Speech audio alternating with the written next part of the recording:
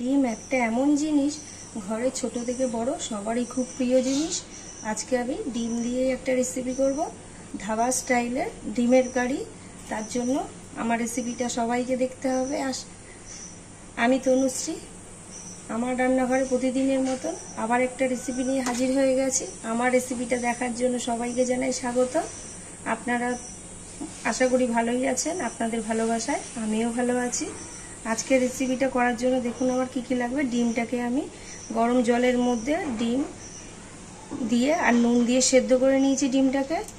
Tomato কেটে রেখেছি আগে থেকে, নারকেল বেটে রেখেছি, পেঁয়াজ কুচিয়েছি, আদা রসুন বাটা, ফোড়নের জন্য আছে সাদা জিরে, তেজপাতা, শুকনো লঙ্কা, লং, এলাচ, দারচিনি।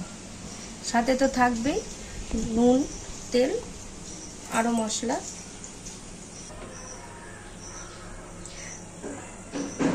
আগে থেকে গ্যাস অন করে কড়াই বসিয়ে দিয়েছি। খালি কড়াই গরম হয়ে গেছে। কড়াইতে দিয়ে দেবো সরষের তেল। তেলটা গরম হওয়ার জন্য একটু সময় নেব।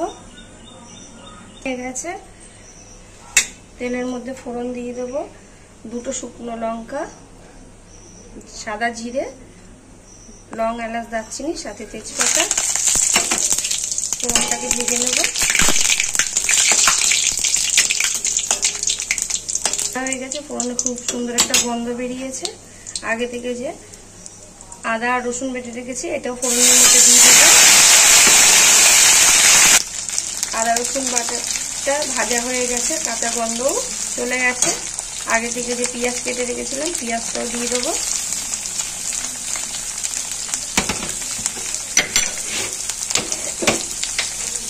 পেঁয়াজের মধ্যে অল্প একটু নুন দিয়ে দেবো যাতে পেঁয়াজটা তাড়াতাড়ি নরম হয়ে যায়।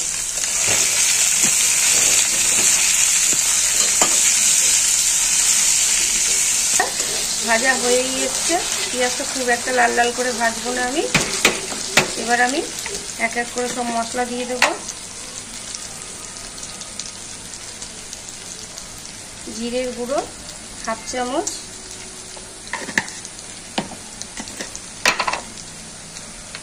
ধনের গুঁড়ো 1 চামচ,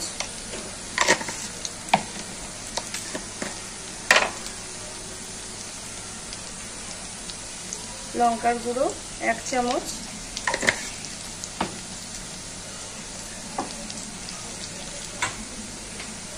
অল্প একটু জল দিয়ে দেবো মশলার মধ্যে, ভালো করে কষিয়ে নেব। আমি কিন্তু এখানে হলুদ ব্যবহার করিনি।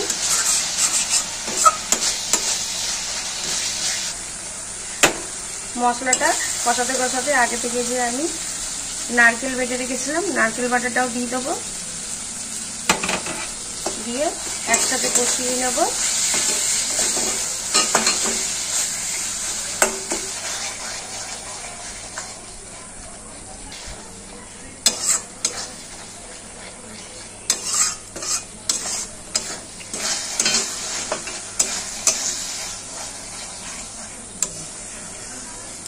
ভালো করে কষাতে হবে যাতে কাঁচা নারকেলের গন্ধটাও চলে যায়।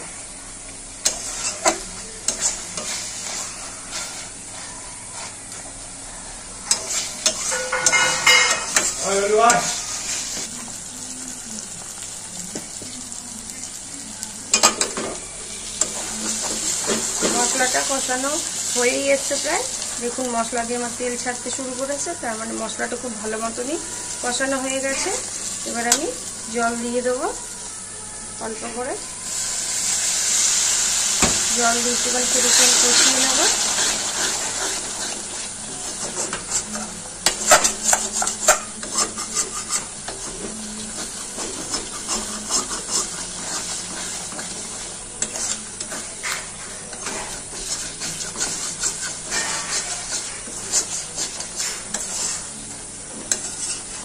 পরিমাণ মতো জল দিয়ে দিলাম। গ্রেভিটা ফোটার জন্য একটুখানি সময় নেব। তার মধ্যে দিয়ে দেবো আগে থেকে যে টমেটো কেটে রেখেছিলাম টমেটো কুচিগুলো।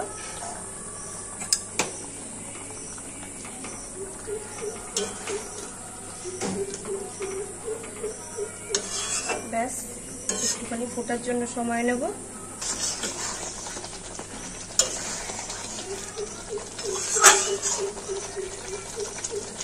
ধাবা স্টাইলের ডিমের কারি মোটামুটি আমার রেডি হয়ে এসছে। এদিকে দেখুন আমি একটা কাচের বাটির মধ্যে আগে থেকে সেদ্ধ করা ডিমগুলো যে হাফ হাফ করে কেটে রেখেছিলাম সেই ডিমগুলো ভালো করে সাজিয়ে নিয়েছি।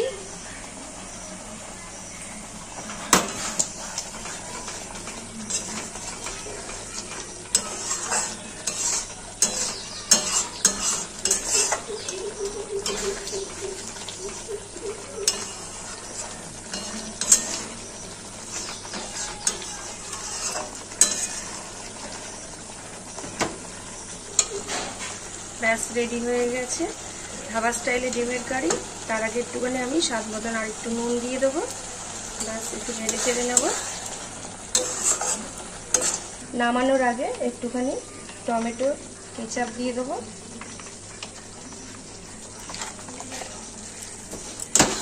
ব্যাস একটুখানি নাড়িয়ে ছাড়িয়ে নেব।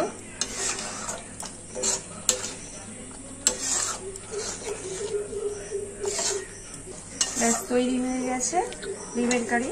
নামিয়ে এবার ডিমের ওপর দিয়ে দেবো এরকম করে। আপনারা তো বাড়িতে সবাই ডিম করে খান, একদিনকার এরকমভাবে ডিমের কারি ধাবা স্টাইলে করে খেয়ে দেখবেন, আশা করি খুবই ভালো লাগবে। এটা তো আপনাদের কাছে আমি আবদারি করি প্রথম থেকে, আমার রেসিপি দেখে একবার আপনারা বাড়িতে করে খাবেন, কমেন্ট করবেন, আর পাশে থেকে ভালোবেসে যেরকম আছেন ঠিক ওরকমই থেকে একটা লাইক শেয়ার সাবস্ক্রাইব করে দেবেন। ভালো থাকবেন, সুস্থ থাকবেন।